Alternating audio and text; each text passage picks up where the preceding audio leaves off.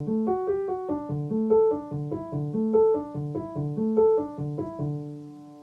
guys, and welcome to technically it is askmark, but this episode is going to be question time number 11, but the next one will be askmark. Yes. Hope everyone's okay. Hope you're all having fun out there in the wonderful world. So I have 8 questions, and fun fact, all 8 of these questions used the hashtag askmark. So if you are watching this episode or previous episodes or whatever, and you want to ask Mark a question further down the line for future videos, please use the hashtag askmark in your comment. It could be at the beginning, could be at the end, could be at the middle. Doesn't matter. Wherever you want to stick it, you can stick it. As long as it's on there, then we can search for it, we can find it, and then it will be in the Q&A show. I hope that's all nice and clear. Anyway, Mark, how are you today? Are you okay? I'm all right. Yeah, I'm buzzing. Are you buzzing? Ready for some questions. Yeah. Okay, cool. Well, let's get straight to it then. So the first question is from Marley Sharkey. They left a comment on the choosing the right lumens for your torch. He says, Hey Mark and Sean, in this order you can abbreviate it as SHARK. That's cool. That's cool. How have we never noticed that before? Don't know. It's because it's normally Mark and Sean, so that's the order we always see it. M before S. Yeah. Morn. Yeah. Anyway, we're Shark. Hello, thanks for that. Anyway, thanks for all your great videos. What primary dive torch do you use when diving in murky UK waters? I've got a solar dive 2000/600, quite a decent light, and I'm pretty happy with it. But now I'm looking for something a bit more powerful for murky lakes. Handheld Goodman handle, no hashtag flappy snag hazard. What do you think of the new I can't pronounce it. Is that Halcyon? Halcyon. I always get that one. Halcyon Flare Expo, for example. Or would you recommend Lumen, Lux, Angle, or anything like that? Thanks. What torches does he need? So I use a Exposure Marine Action 3, I think it's called. It's just a Goodman style sort of standalone. It's got the battery. I think that's about sort of 2,000 lumens. So I mean, it's not too far removed from your solar. I wouldn't worry too much about sort of going much more powerful. But the beam angle is quite sort of important. So. You mentioned the Halcyon Flare EXP. That's relatively new. When I first saw it, it struck me as a little bit expensive. It looks great. It looks nice and strong. Big sort of toggle switch. One thing that always bugs me with some manufacturers is that they use like an obscure metric to show how bright it is. And the Halcyon one was in lux, and I don't really. I can't convert lux into lumens in my head because it's all based on like distance and square meters and stuff. And I don't think it's like remarkably brighter than your solar, because I think when I worked it out back in like I can't remember, September, whenever the new flare was announced, I worked it out as around 2,000 lumens. I could be wrong. I'm sure someone's going to let me know down in the comments below. It's a good. You get it is available as a standalone torch. You don't need a sort of cable light. If you do want something that has no flappy snag hazards, you don't want a cable light, because that would be my normal sort of. If you're getting beyond 2,000 lumens, then you really do need a sort of an external battery. I think the biggest standalone that I've ever seen is probably the fin sub or fly sub. I forget what they call themselves now. They do like a 3,000 sort of lumen sort of torch that just sort of stands alone. But otherwise, yeah, I mean, I like looking at the Ammonite. Ammonite make really nice torches. Fin sub are good as well. But yeah, when you're getting over the 2,000 lumen kind of point, then yeah, you really do want an external battery. Otherwise, if you use it at full power, it's only going to run for like 20 minutes. So you do need a big battery to be able to sort of power that sort of thing. What would you recommend as far as lumens, lux angle? So as far as beam angle, I like about sort of a 16 degree. It's a spotlight, but it's kind of a wide spotlight. So instead of just focusing, it's not a laser beam, just focusing on one specific thing. It does kind of illuminate a bit of the scene, so you can kind of use it to see where you're going, but you can still use it to communicate, and it still pierces through the water pretty well.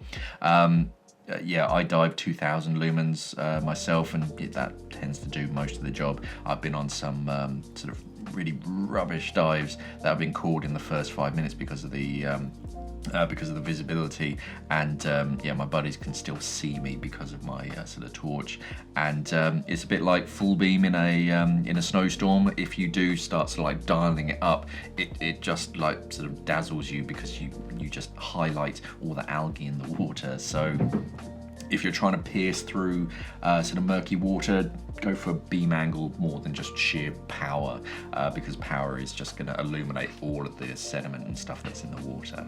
But yeah, I mean the solar, the one that you've already got, is a pretty damn good torch. I think some of those go up to sort of 25. Just be aware that they do quite a few sort of like video lights. So they're more powerful, but they have like a 120 degree beam angle, so they're gonna make it even worse. Sure, they're brighter, but yeah, you're not illuminating what you actually need to see. It's not gonna pierce through the water. Yeah, cool. that was a roller coaster of a question. That was. It's a good question. Hopefully that answered or helped you out, Marley. Again, any other thoughts, additions to what Mark said? Pop it in the comments below. Let's help him out. Yeah. Cool. So next question is from Bing Miles. He left this question on question time number 10. Since we're still in the pandemic mode, would it be advisable to buy new gear, BCD, regs, wetsuit, etc., and leaving it a year before its next use? I would really like to take my advanced course when I get home. Thanks. Yeah. So there's two ways of sort of thinking of this. The first one is that if you kind of leave it until 6 months down the line, when everyone's vaccinated and COVID is just a bad memory, then the manufacturers, they've still been making stuff, and they've still been shipping it to dive centers, but it just sort of sits in a warehouse. So it's just a matter of whether it sits in their warehouse or your house.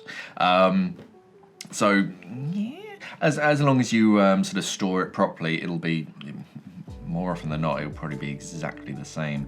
But things can change in those sort of few months. So if sort of quarantine hasn't been that sort of fair to you, then yeah, maybe you buy the wetsuit now, and then you decide to just let yourself go in the next sort of few months, and it doesn't fit you a few months down the line. It's kind of one of those things. Regulators, I'd probably leave until closer to the time, just so that, because regulators, they're not built to be sort of sat in a cupboard, and then when you sort of buy them, more often than not, the dealer, the dive center, actually kind of checks the regulators, just kind of hooks them up to a tank, just to make sure that they're sort of balanced properly, and then you sort of get them, and your kind of your service schedule kind of starts from the day of purchase. So you then have like an entire year or 100 dives or whatever the service schedule is for your particular regulator. That's when it starts. It's not from the date of manufacture, it's from the date of purchase. So so you get a bit more like sort of warranty out of it as such. Some things, I mean, if it's like a torch or like a pair of fins, a mask, then yeah, sure, you can sort of buy it now. Is probably a pretty good time to sort of buy dive equipment at the moment. But if it's stuff that's like your regulators, your wetsuit, those two would probably be the only things that I'd probably wait on. Everything else, I mean, your BCD, yeah, it's fine. won't change over sort of a few months' time. Dive computers, yeah, sure, whatever. They normally sort of go to sleep, and you won't need to sort of change the battery that soon. So it's that. Some things I wouldn't bother with sort of anything that's too form-fitting for your body, just in case your body shape changes in a few months' time. And regulators, just because they're seal, their O-rings and stuff, they go off after time. So it just means that if you buy it now, then you're kind of doing yourself out a little bit sort of down the road, because they're not really built for storage. But otherwise, yeah, go for it. Cool. I hope that answers your question. Next one is from Mike, and he left this question on the Atomic BC2 overview video. He says, once you get out of lockdown, would you please do a head-to-head product comparison of the BC2 and the Scuba Pro Hydros Pro? As far as I can tell, they're similar in that they're both aimed at the higher end of the market, and then he put in brackets, expensive, feature-rich, well-engineered, and rather heavy, so not aimed solely at the travel diver. Thanks. Yeah, we can definitely do that. We do have kind of a lot planned for when sort of all this sort of disappears and we finally get a proper recording studio again. But for the meantime, yeah, you kind of hit the nail on the head. They're kind of sort of aimed at the same kind of diver. For me, I'd go down the Atomic sort of route, just because all of the BC2 is made out of that sort of PVC reinforced tarpaulin, so it's just much tougher, and the bladder is tougher, which is the more important section. The kind of the monoprene harness of the Hydros Pro is kind of cool. It's a nice kind of feature, and it does mean it's quite sort of robust and modular, but actually I'd rather if it had like a reinforced bladder to go with it, because if you brush up against something sharp on a shipwreck, that's just going to sort of cut through it, whereas if you got a tougher bladder like the it's almost PSD sort of fabric, in that it's much more abrasion and sort of cut resistance, and it dries instantly. So as soon as you climb out of the water just sheds off it like a duck's back.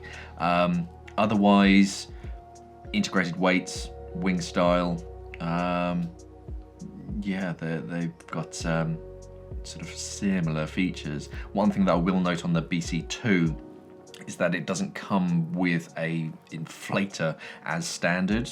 You actually have to pick and choose an inflator as well, which is an additional cost. So if you are sort of pricing it up, just be aware that you do actually have to buy an inflator as a separate sort of entity and then sort of fit it. It's a nice system in that you can literally just sort of unscrew the inflator. You don't have to use cable ties and zip ties and stuff. You can sort of unscrew it and then wash it and care for it properly. But yeah, that is an additional cost that you do need to sort of consider. But for me, if money was no object, I'd go down the Atomic route. It's just, it really is a premium BCD. All Atomic equipment is pretty premium. Cool. I've got 5 myself. Say again? I've got 5. I have 5 of those BC2s. one in each size, just in case. Just in case. Oh, cool. Any more? If anyone uses again between the two, you know, if you've got an Atomic, how have you fared with it so far? You know. Yeah. Yeah, they're still relatively new. Yeah. Anything to help out the chat? Let's put it in the comments. Next question is from Robbo3LJ. Again, they left this question on question time number 10. He says, "Hi guys, great content as always. Good to know Sean is taking the pictures feedback on board. I am. I've yet to do it. I don't know what that means. My wonky pictures. I said about I'll straighten them up. I gotcha. I've yet to do that. I've been so busy, but I've got a different tack. But when it comes to Monday's Daily Scuba News, you'll see what I've done with it, because it won't be this angle. Ooh. It'll be higher. Oh, okay. Gets rid of the chins. Exciting stuff. Anyway, so it says, my question is, I'm looking for a rig set that's good for cold/warm water and travel. What's your opinion on the Abyss 52X, or can you recommend an alternative? I love the Abyss 52. My first set of regulators was an Abyss 22, I think, a few generations before this. But yeah, the Abyss is a really nice regulator. I don't think they make it anymore, to be brutally honest. I think they still make the navy version, the black version, but I don't think they make the standard version. But if you can find a second-hand Abyss, then yeah, I wouldn't worry sort of about it. They're tough as nails. The second stage, the all metal second stage, very, very tough. And it makes it great for cold water as well. They're not bonkers heavy. I mean, the 52X first stage, that is a bit of a lump, but you kind of want that for cold water diving. So yeah, if you can get your hands on an Abyss, yeah, it's good for sort of cold water and sort of troweling as well. Any others? There are tons. I mean, I use my Apex XTX 50s. They're up there. They're a nice, sort of not cost effective, but they're not bonkers expensive, but they have everything that you need, and they're very versatile as far as hose routing. With the 52X, you just have the 4 low pressure ports and 2 high pressure ports, boom, and that's it. Whereas with the XX50s, if you get the 5-port swivel turret with the DST, yeah, 4 low pressure ports swivel on a turret, and then you have the 5th sort of ventral port coming straight out. So no matter what you're doing in the future, you get a much more practical sort of first stage. But yeah, I mean, there's nothing wrong with the Abyss 52. I'd be happy diving with it. I used to dive with something very similar. It's sort of predecessor, as it were. So yeah, I always like a metal body second stage. They're just tough, and they work as a big old heat sink. And they also, one feature that they don't often mention is that because they're metal, as you exhale, the moisture from your breath can actually condense on the inside of the second stage, so that then the next time you breathe in, instead of it just being just dry air coming in, it's got a little bit of humidity to it, so you don't get quite a dry mouth. It doesn't eliminate dry mouth 100%, but it does sort of help it a little bit, in my opinion. Cool. You heard it here. It helps eliminate it 100%, guys. That's a promise. That is. Cool. There you go. Again, any other recommendations for eggs? Pop it down below. Next question is from Cheesy Pops. Cheesy Pops. Cheesy Pops. They left it on question time number 10. He said, "Hey Mark and Sean, I'm getting into side mount and I was looking for regulators. Would the XTX 50s be the best for side mount?" They are good. They do come as a sort of side mount kit as well, which makes your life a lot easier. So instead of having to buy 2 like regulators, but then you need to get rid of that hose because that hose is too short, you need to swap that out for another hose. You have kind of everything that you need, as well as like 90-degree sort of elbows. If you want that, it will come with the kind of the necklace as well, and pressure gauges on short sort of 6-inch hoses. So yeah, I mean, I think that is how I started, because I went from singles to diving on twins, but I actually invested in a side mount configuration of the XTX 50s. So you get 2 first stages, 2 second stages, all the hoses you could possibly need, and 2 SPGs. And then I just adjusted it. I just added a long high pressure hose to turn it into sort of twin sets. XX50s are that great sort of Goldilocks regulator, in that they're cold water, they're nice and tough, they've got everything that you need on them, but they're not bonkers heavy. The first stage, the DST, is a bit of a lump, but it's not prohibitively heavy. An alternative would be the new MTX R, in that if you want something a bit stronger, a bit more cold water. It has all the same features, but as far as cold water performance, it's much, much better. Other than that, a lot of people I see, they're diving sort of G260s, the Scuba Pro, the S600s. They're always good. I prefer the industrial shape and style of the G260, but the S600 is just a sleeker version. On the inside, they're pretty much the same.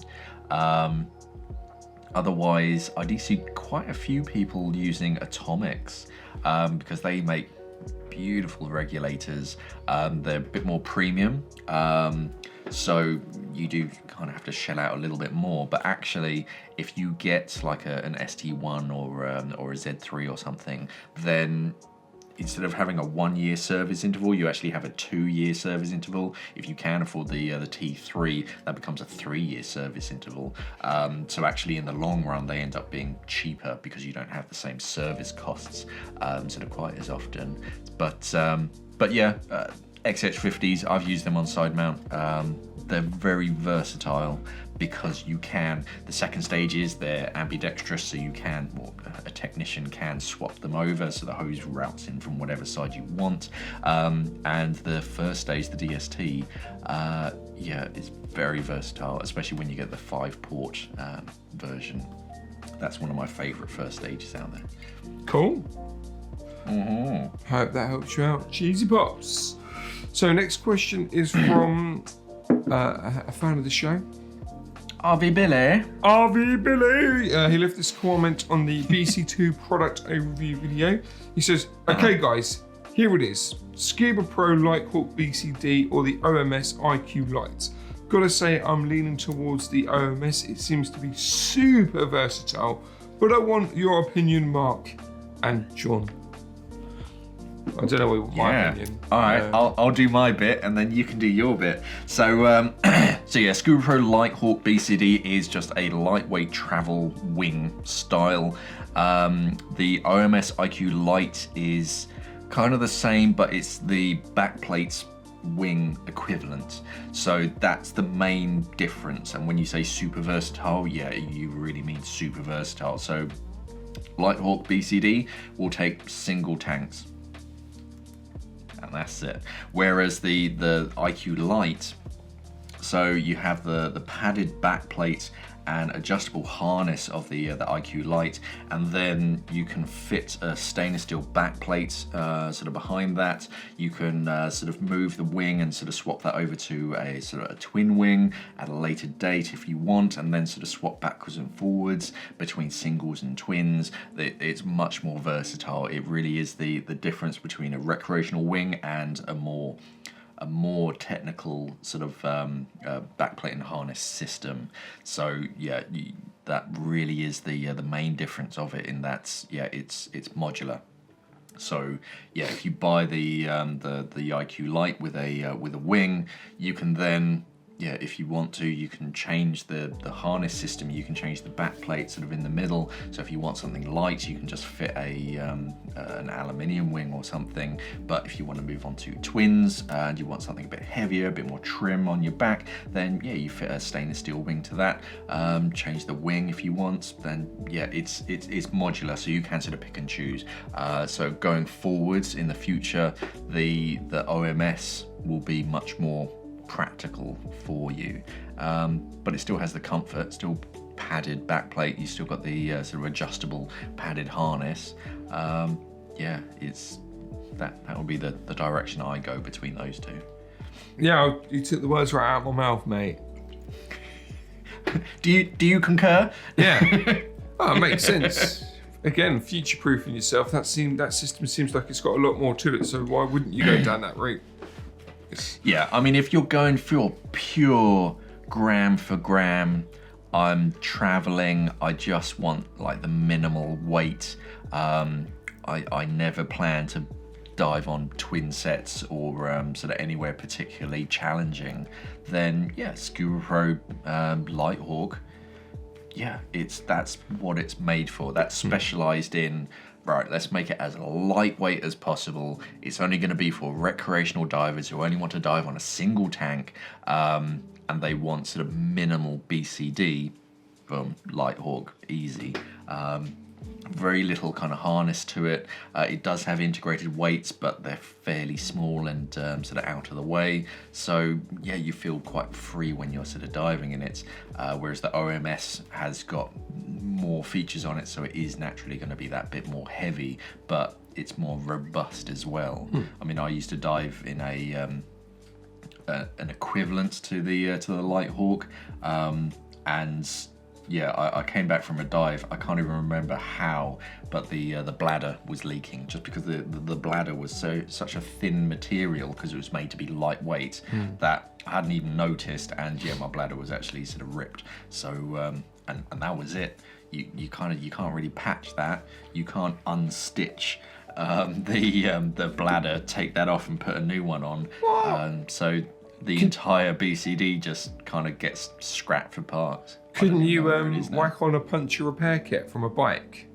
Just stick that on. To be completely honest, I did. I got an old mushroom valve from a regulator, and I kind of pushed that through and then aqua sealed it and then pulled it so that it would kind of seal, and it did the job, but I never trusted it. Kids don't do that at home. No, I've got so many BCDs, I just swapped to another one, to be honest. I fixed it, and the moment I fixed it, I was like, I really don't want to dive on this. Good, that was the right decision. Right, so the next question is from Damn Soul! Damn, so. Damn Soul! He is back. They are back. Again, he left his question on question time number 10. And if you remember, question time number 10, that's when we answered his question about pockets and masks and carrying a secondary mask. So he says, thanks. Oh, yeah. He says, thanks, Sean and Mark. Thanks for your opinion. I think it's nearly a must. Mark and Sean's opinions do not necessarily reflect the views of simplyscuba.com. That's what, legally we have to say that. No, we have to say that. And he goes, thanks for your opinion. I think it's nearly a must, carrying a spare mask, especially if diving solo, where you're your own responsibility and hope. He goes, did you ever review or try on the O3 dry suits like the Port 10 or the MFS dry suit? Not much reviews on them online. It seems like a good dry suit, but I haven't seen any reviews. In my head, I'm kind of like the hybrid or fourth elements, or he kind of likes the hybrid or fourth elements, because they seem like really good dry suits, Mark. Now, the reason why I added this one in is because, again, if you want to talk about the O3s, but you've got, is it the fourth element? You've got a fourth element dry suit, haven't you? Or one of. Is it fourth element? I do. Yeah. Yeah. It's a very good plug of you. Well done, Sean. You're welcome. Yes, I have tried O3 dry suits. A few years ago now. I've tried a few. The one that really sticks with me, I can't remember. I want to call it the MBS or something, and it made you look like a gorilla because it was this kind of big black suit, but the chest of it they made that like sort of shiny neoprene material. Which I believe was for like grip of your shoulder straps or something, but I kind of like put it on. It was incredibly comfortable and very flexible. But yeah, you kind of look at your shiny chest and you're like, oh, I feel a bit weird in this. But yeah, I think the main reason why you haven't seen very much is that they O3 don't work like a lot of other dry suit brands, in that you have the brand and then the brand has their dealers, their dive centers kind of dotted all around countries and worlds. They tend to do a lot of it themselves. I think they do have some, I don't think they call them dealers, I think they call them like partners or something, where you can go there and they will sort of size you up and sort of get you the O3 suit that you want. But because they don't have lots of dealers, they don't have that kind of product review sort of like culture. Yeah. But they are really good suits. One of my buddies, he was a commercial diver, and he had sort of one of their suits, and it was tough as nails. It did a heck of a lot of dives, And when it developed a leak, he basically sort of wrote to them and just go, "Oh, hey, sort of what's the crack here? How do I sort of get this fixed?" And they said, "Well, actually, if you're willing to write us like a testimonial on like, oh, it's done X amount of dives and it's this, that, and the other, it's a really rugged suit, we'll give you a new suit." So they are a great company, and they do make very nice dry suits. They're more designed for, I think they make a lot of great commercial suits which aren't really made for recreational diving. They're not really made for kind of like swimming along. It's more like sitting there just welding. So they're quite thick and cumbersome, but they do make recreational suits as well. So yeah, if you're looking for a tough suit, they're usually neoprene as well. I don't think they make many, if any, membrane suits. But yeah, they are good. I wouldn't worry about sort of investing in an O3 suit. Fourth Element, yeah, I dive an Argonaut, and touch wood, it's never let me down. They do a lot of like customization as well, and they got the new Hydra out, which is. The Hydra is a nice neoprene suit, but it's more designed for, because it doesn't have, I think it's only got like one pocket, if any. It's been a while since I looked at the Hydra, but yeah, if you're looking for something like really proper, I'd probably go down the sort of the O3 sort of route, or like a membrane suit like the Argonaut. So yeah. Cool. Yeah, O3, I can't really fault them. The only thing is that, yeah, they only really exist in themselves. Yeah. So if something needs repairing, yeah, you've got to sort of ship it back to them, and that's not cheap trying to ship a dry suit, especially a neoprene dry suit. They're pretty big and they're pretty heavy, and the mail system will go, oh, that's not going to fit in a large letter. Just ram it in. If I just keep feeding it, it'll be all right. Cool. Because I saw that they were there's companies that do like mail order wine, and they do it in like really thin, like letterbox sized wine bottles, but they're really long. And my letterbox is on the outside of my house, so I was like, well, you can't like feed it through the door, so it would just like go into the letterbox and then just get stuck. So. That's first world problems right there. Oh, my wine doesn't fit through my letterbox. Well, the main reason we did it is because of Rupert and Darcy, the dogs. If you sort of put mail through, they just shred it. Like, oh. Whereas if you had a cat, you wouldn't have that problem. But then if you also had a cat and you get a burglar, it wouldn't do anything. So yeah, it's like that. Hey, buddy. Like, hey, burglar, do you want to put some nuts in my bowl? I'm a bit hungry, thanks. Crazy. Right, so we have one more question. It's from Scuba Steve and the underwater rock climbing. Again, a fan favourite, one of our regulars. Again, left a question on question time 10. He says, do you use normal wool gloves for your dry suit glove liners, or should I invest in a brand name pair of dedicated gloves? So I dived the QB blue sort of gloves just because they came with the sets. You don't necessarily have to go for a named brand because to let you in on a little secret, a lot of the time it's the same thing just with a different label on it. Whoa. So yeah, I mean, just shop around, find a nice sort of glove liner, and yeah, just sort of try it out. They're not bonkers expensive neither. It's not like buying another second stage or something. It's only a pair of gloves. But yeah, I usually have my sort of primary gloves, and then I normally have like a pair of fleece gloves as well, and yeah, if I just find a nice sort of warm pair of gloves that keep my hands warm, I just sort of throw it in the bag at the same time, and then I sort of make the decision at the beginning of the dive. But yeah, natural fibres are always sort of pretty good. Sean, you're quite good on talking about natural fibres and gloves and stuff. I was waiting for you to stop. I'm just going to keep talking over you. No! So, No!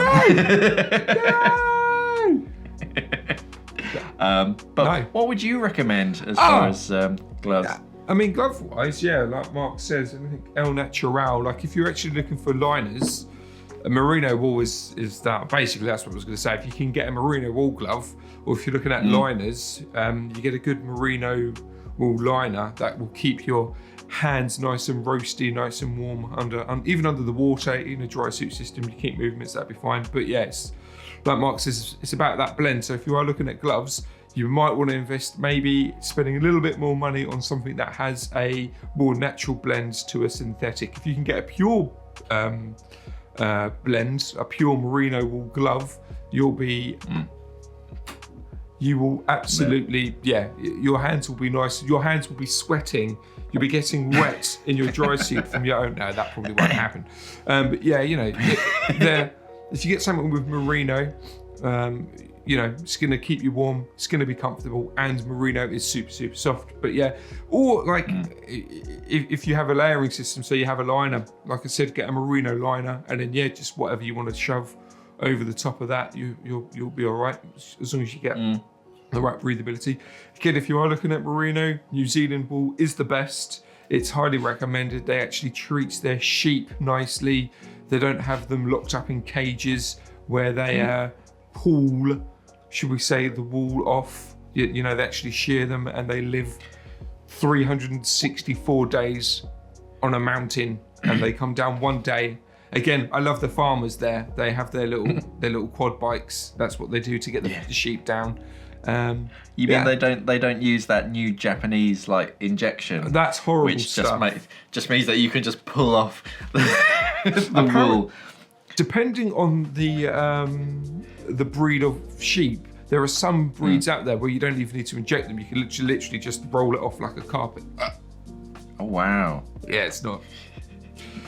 The natural way doesn't cause any pain because that's how they naturally shred. You're just aiding the process by tugging it. But yeah, that injection, I'm not too.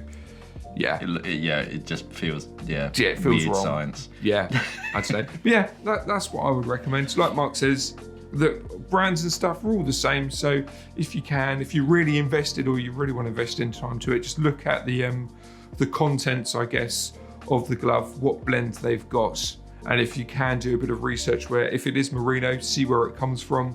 And New Zealand merino is the best, not because they treat the animals, or because they treat the animals well, it means it lasts longer. It's more it's a natural process. Yeah, as a general rule of thumb, if it is like proper premium, like New Zealand merino, the brand is going to shout about it. Yeah. So if they just say, "Oh, it's merino wool," and that's it, then it's not. Whereas if they say, "Oh yeah, it's 100% New Zealand, this, that, and the other," then you're probably onto a winner. Definitely. But I wouldn't necessarily go for like a scuba diving brand because it is specifically, it's a lot of the time it's going to be much the same stuff. But you don't need sort of thickness to keep your hands warm. It's the materials. Indeed, very, very clever. The only difference between like a lot of scuba diving brands and like hiking brands or something is that the kind of the cuff, the wrist section will be quite short on scuba because it's going to interrupt with our wrist seal. So you want something with a fairly short sort of cuff so it doesn't get in the way. But otherwise, if you know how to sew, you can cut it and then stitch it. Yeah. Go see or you Nan. can mail it to Sean and he'll do it for you because he's knowledgeable about these such things. What will happen is, what's it? I'll roll it up and I'll just use staples. There you go. Didn't we do that at one point? I think it was one of the green screens, one of the versions of the studio. We had a backdrop and it was too long. So I think we just folded it up and then we stapled it. Yep. Yeah. That's the job. Behind the silver curtain. No one will notice. And that's it. No one noticed that it was upside down. No one did notice that. That was a good shout. Blooming Jim the photographer comes up as we put the last staple into the wall. It's upside down, lads. Oh, mate, you couldn't have come up here like 10 minutes beforehand. It wasn't even that obvious. It's just because he has a photographer's eye, obviously. Yeah. He's like, oh, but that shadow's upside down. It's like, is that a shadow? All right.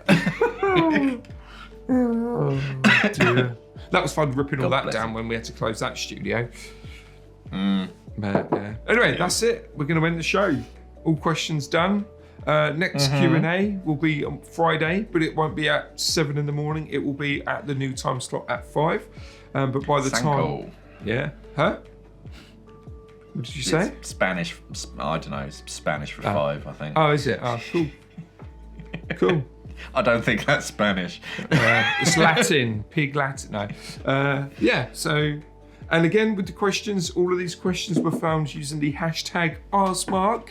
So if you do have a question, just pop that in, beginning, end, middle, wherever you want to stick it in your comment, just stick it somewhere in there. And then basically when it comes to the comments, all we literally do now on the search bar, we'll type in hashtag askmark and then all your comments come up. So even if you want to ask a video, ask a question, not ask a video.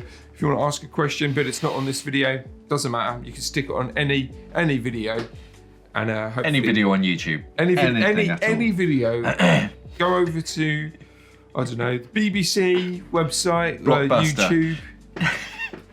Just go to the one remaining Blockbuster and just with a Sharpie, just hashtag askmark. We'll find it. Yeah, we will.